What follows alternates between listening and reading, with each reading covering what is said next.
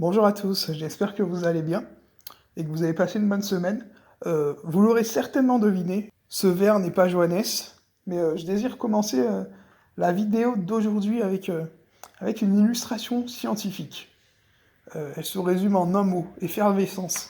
L'effervescence repose sur un principe. Il faut que je mette un cachet de médicaments et que j'y ajoute de l'eau. Et lorsque l'eau va être ajoutée au cachet, comme vous le voyez, le comprimé va se dissoudre pour se diffuser.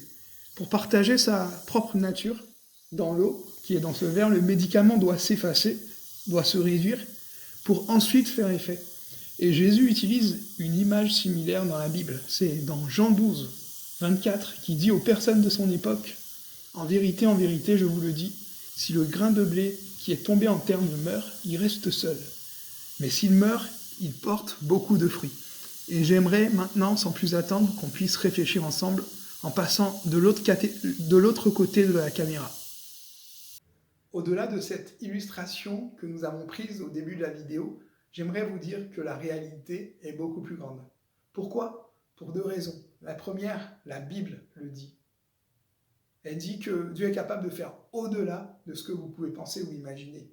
Et ensuite, parce que j'ai vécu cette expérience, et au-delà de moi, des milliers de personnes l'ont vécu, des millions de personnes la vivent encore, et vous pouvez la vivre. C'est l'invitation que Dieu désire vous faire, et que je désire aussi vous répéter au travers de cette vidéo.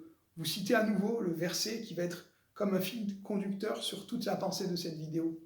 C'est Jésus qui dit, donc en vérité, je vous le dis, si le grain de blé qui est tombé en terre ne meurt, il reste seul. Mais s'il meurt, il porte beaucoup de fruits.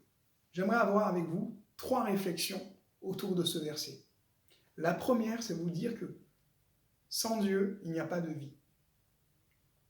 C'est valable parce que Dieu est le point de départ de toute l'histoire. Il est celui qui, au commencement, a créé le monde, qui lui a donné vie. Il est celui qui a pensé à toutes les règles qui réjouissent l'univers. Il a pensé à ajuster l'oxygène au niveau suffisant pour que l'humanité puisse exister. Il a pensé à créer la Terre avec un certain niveau d'eau pour que notre monde puisse exister. Il a pensé à tout faire de la meilleure des façons. Cela nous montre à la fois sa sagesse, mais également son amour. Parce que tout cela, il a fait pour nous. Dieu est le point de départ de toute l'histoire, mais également de ton histoire. Parce que c'est celui qui nous a donné vie. Et sans lui, nous ne sommes que poussière. La Bible dit que c'est en lui que nous avons la vie, le mouvement et l'être. Et s'il est à la fois le point de départ de l'histoire, il est également le but. Et c'est pour lui que nous avons été créés, pour avoir une communion avec Dieu, une relation avec lui, pour que nous puissions le connaître, que nous puissions vivre une intimité, tout comme nous pouvons échanger avec d'autres personnes autour de nous. Avoir cette relation avec Dieu, pas au travers de quelque chose d'éloigné, de tradition, ou avoir peur de lui.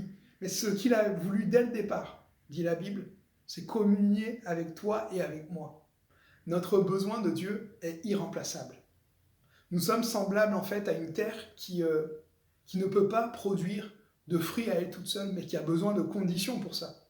Nous avons besoin de conditions favorables, nous avons besoin d'un environnement sain, nous avons besoin de différents éléments, et c'est semblable. Sans Dieu, l'homme est incapable de produire la vie suffisante et nécessaire. Je ne parle pas simplement d'une vie physique, mais je parle de ce qu'il y a aussi à l'intérieur de nous, de nourrir notre âme.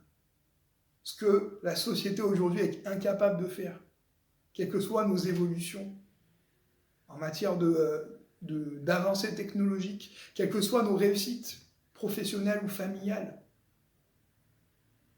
quels que soient nos échecs également dans ces domaines, il y a quelque chose que nous sommes incapables de faire par nous-mêmes. Quelles que soient les réponses que nous donnons, quels que soient les différents éléments, les différents espoirs que nous essayons de mettre à l'intérieur de nos cœurs, notre question, notre cri est le même. Et la Bible le dit. On demande tous qui nous fera voir le bonheur, où aller, où trouver la solution. Et quelle qu'elle soit, le constat est le même. Il y a dans notre vie une forme de stérilité, sans Dieu. qui nous empêchent de produire, je l'ai dit, ce qui pourrait nous faire grandir, cette vie dont nous avons besoin et que Dieu désire donner abondamment. Je ne parle pas d'une religion ou de quelque chose de ce type, mais d'une véritable relation avec Dieu. Et notre société a les symptômes de cette stérilité. On peut chercher le bonheur dans différents domaines, on peut chercher à s'accomplir, on peut chercher à se réaliser, on peut chercher à fonder, à créer. Mais il y a quelque chose dont on est tous incapables. Il suffit d'allumer son poste de télévision pour le voir, de regarder autour de nous, mais aussi de regarder en nous pour le constater. Ces symptômes sont les résultats d'un mal que la Bible appelle le péché et qui nous empêche de porter du fruit. Et par nous-mêmes, nos actions, qui parfois peuvent être bonnes, n'iront pas simplement dans cette direction-là. Nos actions, nos pensées sont à l'opposé de ce que Dieu désire pour nous, de ce Créateur et même ce Père qui nous a donné vie et qui ne désire que le meilleur pour nous, qui considère comme ses enfants. Face à cette maladie, aucun homme n'a réussi à trouver un remède efficace. Même nos bonnes actions, même nos bonnes attitudes ne nous permettent pas de rester constants. Elles ne nous permettent pas de changer l'état de notre cœur. Elles n'enlèvent pas nos fautes passées. Elles ne nous empêchent pas de ne pas nous tromper à l'avenir. Non, ce serait hypocrite de le croire. Même faire du bien autour de moi ne va pas changer ma nature. Et c'est pour ça que Jésus a été capable, enfin, de venir sur terre pour nous, de faire le plus grand miracle possible, qui est celui de donner la vie. C'est ce qui justifie la venue de Jésus. La Bible dit qu'il est celui qui était égal à Dieu, mais qui a accepté de venir sur cette terre. Alors qu'il est esprit, qu'il était esprit, il a accepté de venir en tant que serviteur, dans la peau d'un homme, pour partager notre fardeau, nos soucis, nos inquiétudes. Il est venu à nous pour trouver une solution, pour être cette graine qui tombe en terre, qui meurt pour nous donner du fruit. Semblable à ce médicament que j'ai montré au début de la vidéo, qui a besoin de se dissoudre pour partager tous ses effets, pour être capable de vous guérir. Jésus a porté sur lui nos fautes, nos offenses, nos erreurs, nos mauvais liens peut-être qui nous retiennent, nos détresses, tous les symptômes, toutes les conséquences, tout le verdict de cette maladie que la Bible appelle le péché, de cette séparation avec Dieu. Jésus les a portés par amour pour nous, afin que nous puissions en être débarrassés, que nous puissions avancer avec lui, pour le connaître, et que notre vie soit transformée pour le meilleur. Il est non seulement celui qui nous donne vie, mais réalisons comment il l'a fait. La Bible dit que pour cela, il est mort pour nos péchés. Il s'est offert pour nous. Il a pris sur lui le châtiment qui nous attendait. Et c'est en mourant de cette façon-là qu'il peut te donner vie. Ce qui est merveilleux, c'est que si Jésus est mort, même la mort n'a pas pu le concerner, n'a pas pu le retenir. Rien ne pouvait l'arrêter. Mais il est également ressuscité. Il est celui qui, 3 jours après, est sorti du tombeau, qui existe et qui vit encore aujourd'hui, et qui désire nous communiquer toute sa vie, toute sa puissance et tout son amour. Jésus est aussi ressuscité pour qu'encore aujourd'hui, tu puisses le connaître, pour qu'encore aujourd'hui, tu puisses vérifier et voir que tout ce qui est dit au travers de cette vidéo est vrai. Combien il t'aime, combien il désire partager, communier, transformer ta vie pour le meilleur. Comment est-ce que ça est possible? Et comment est-ce que tu recevras Jésus? Comment est-ce que tu recevras Dieu? Car tu en as la possibilité. Je crois que l'image de ce texte est riche en enseignements parce qu'elle nous montre d'abord que c'est le grain de blé qui vient au contact de la terre. Et Jésus, au travers de cette vidéo, vient à ton contact. Et il est nécessaire que nous puissions le recevoir. À l'exemple de l'image que j'ai montrée en introduction, sans eau, il n'y a pas le principe d'effervescence.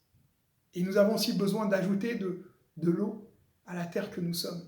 Nous avons besoin d'ajouter de la foi au message que nous entendons et à celui que Dieu désire nous partager. si tu crois la parole que Dieu te dit, toute simple, au travers de cette vidéo, alors tu verras la gloire de Dieu. Quels que soient les éléments qui pourraient te faire croire au contraire.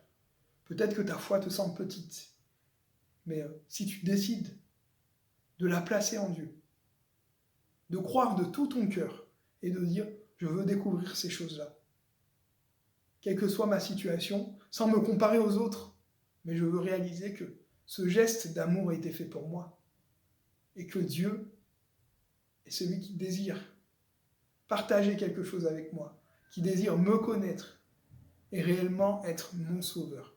Alors dans ce cas-là, je t'invite à prier, à croire et à t'approcher de lui. Et ainsi, il agira. Amen.